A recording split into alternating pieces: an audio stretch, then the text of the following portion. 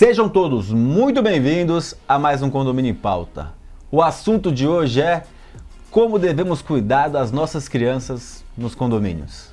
Os condomínios cada vez com mais áreas comuns e os nossos bens mais preciosos com certeza são as crianças. Temos que ter cuidados especiais com eles e hoje temos dois convidados especiais para discutir esse assunto. Vem comigo.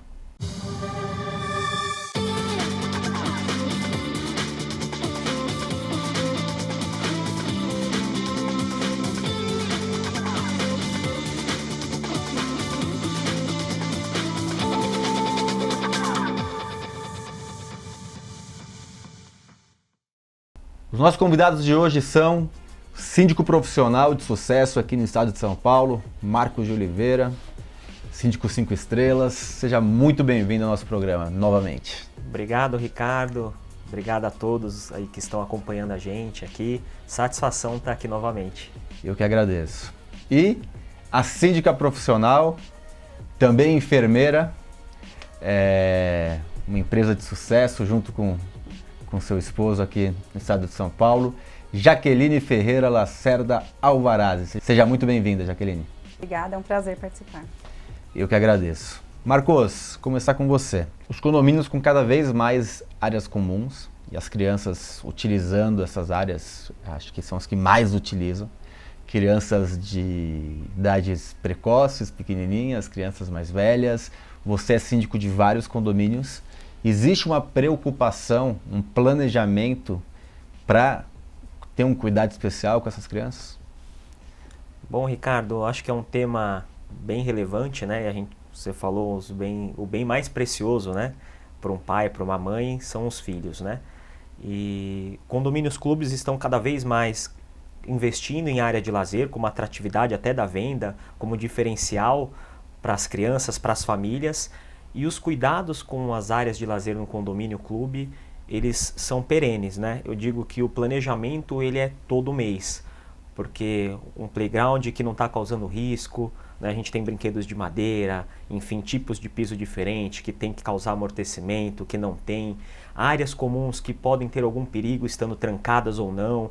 Então eu digo que o dia a dia, como que você faz essa aferição junto ao teu time, à tua zeladoria, ao teu gerente predial, desses principais pontos é o que te faz o melhor planejamento, né? O mês a mês para você conseguir suprir, né, essa segurança quando a gente fala de ambiente, né? Aí tem seguranças que a gente vai poder explorar talvez, que é desde a criança estar sozinha, acompanhada, regramento, o que é legal, o que não é, mas eu digo que o melhor planejamento é o dia a dia mesmo, da gente ter mapeado ali o que precisa ser feito, o checklist, o que precisa ser olhado, né, e endereçado. Jaqueline, o Marcos falou uma coisa interessante sobre regramento e crianças deixadas sozinhas. Parece que junto com essa evolução dos condomínios de mais áreas comuns, eu vejo atualmente em vários lugares que os pais meio que parece que as crianças já têm autonomia e crianças muito pequenas muitas vezes. Eu vejo crianças de 3 anos meio que solta no clube ou num condomínio que seja. Eu acho errado, mas tem pai e mãe que faz isso. E aí começa a ter mais risco pro condomínio. Você acha que o síndico tem que ter um olhar assim para esse tipo de comportamento que é cada vez mais constante dentro dos condomínios? Com certeza, né? A segurança das crianças é um ponto muito importante, né? No momento que elas não respondem por elas, e muitas vezes, né? E elas ficam expostas, né, a esse risco. Então é super importante sim orientar e, se for o caso, né, notificar, né, utilizar dos meios de vigilância de câmeras também para poder mitigar, né, esses riscos, né, e comunicar os pais, né, sobre os riscos, né. Então a gente sabe, né, o elevador, por exemplo, ele é um meio de transporte, né. Sim. Então não tem como você deixar uma criança, né, seja em fase escolar, né, ou, né, até os 10, 12 anos, né, sozinha. Embora a gente sabe que sim, que os pais ficam tranquilos, né, que, como se fosse um ambiente seguro em 100%. Não pela sindicância, né, mas pelo fato do que já existe como risco, né, elevador, piscina, enfim.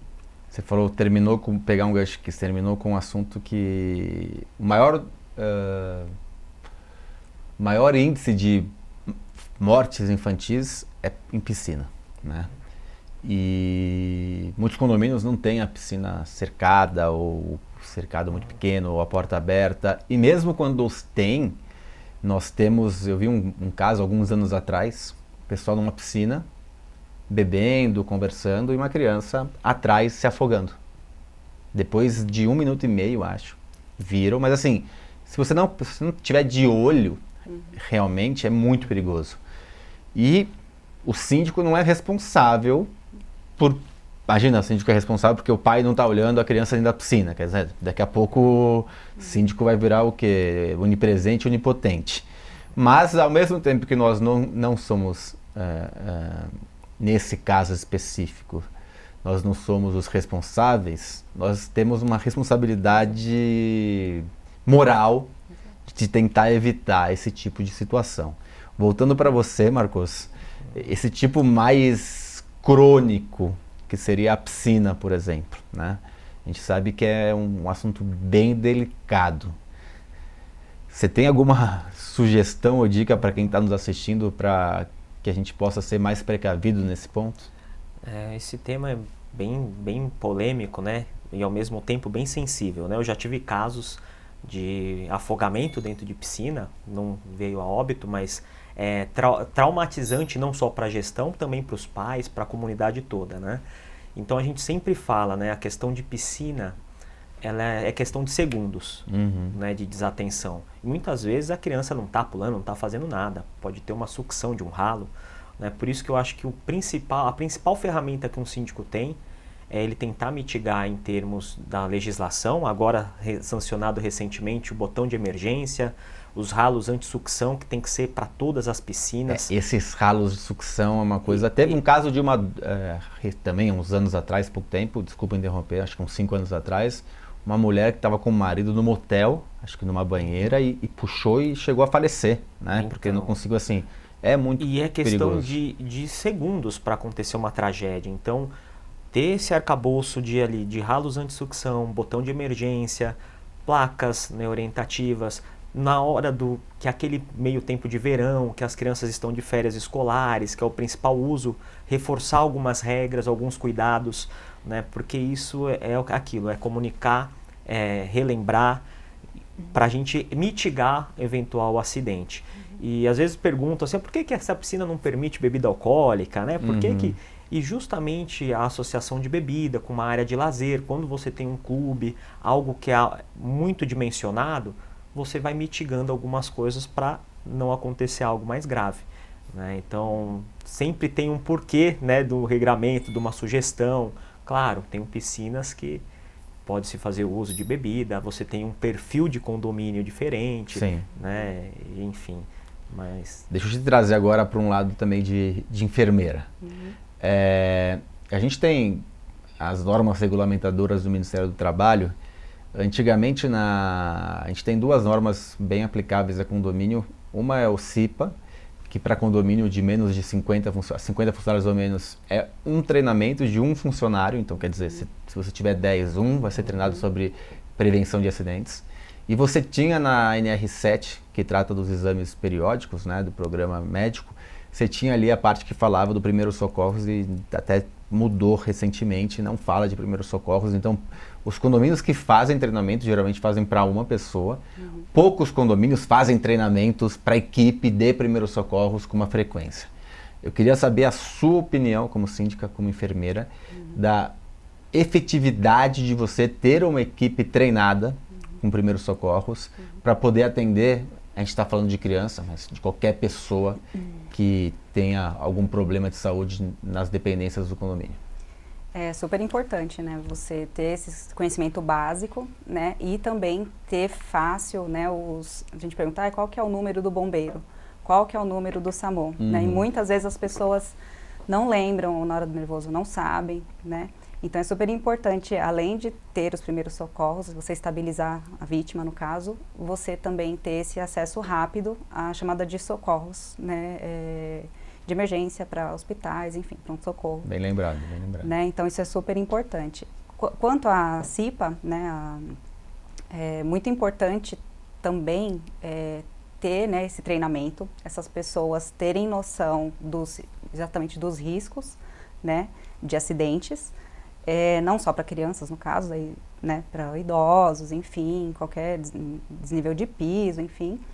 E o mais importante, quem faz parte do grupo de cipeiros, né, que a gente fala, eles identificarem realmente esses riscos e notificarem. Então, mediante a notificação, né, você tem um registro desses eventos que a gente consegue identificar onde que é importante atuar. Então, qual que seria, então, o meio de atuação, né? Se é para segurança estrutural ou é algum procedimento.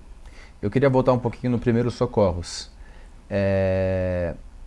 Eu considero muito importante, eu já vi muitas vidas serem salvas. Aliás, eu estava vendo outro dia um jogo na televisão, e acho que era do Manchester United da Inglaterra, e um jogador que estava jogando, ou do Arsenal, era um contra o outro, não lembro, era um jogador que chegou a parar o coração, era um dinamarquês na Eurocopa de 2 anos atrás, chegou a parar o coração, o rápido atendimento que foi feito, ele foi recuperado, acho que um desfibrilador em campo, e o cara voltou a jogar futebol. Assim, eu falei, pai, esse aí morreu já. Como morreu? Fez uma brincadeira, ele falou, morreu e sobreviveu, morreu e voltou, porque ele chegou até a parada cardíaca e voltou para reanimação. O quanto isso pode salvar realmente vidas, né? Então, assim, a gente está falando de criança, que é o bem mais precioso, mas um atendimento bem feito, o saber fazer a massagem cardíaca, exatamente, a respiração. Queria que você falasse um pouco dessa importância. Lembrando que criança e adulto é totalmente diferente, né? Então, uma pressão que você coloca sobre o tórax de uma criança, né, é diferente do que você coloca no tórax de um adulto. Então, se você for fazer uma massagem com menos força num adulto, você provavelmente não vai estar salvando a vida dela.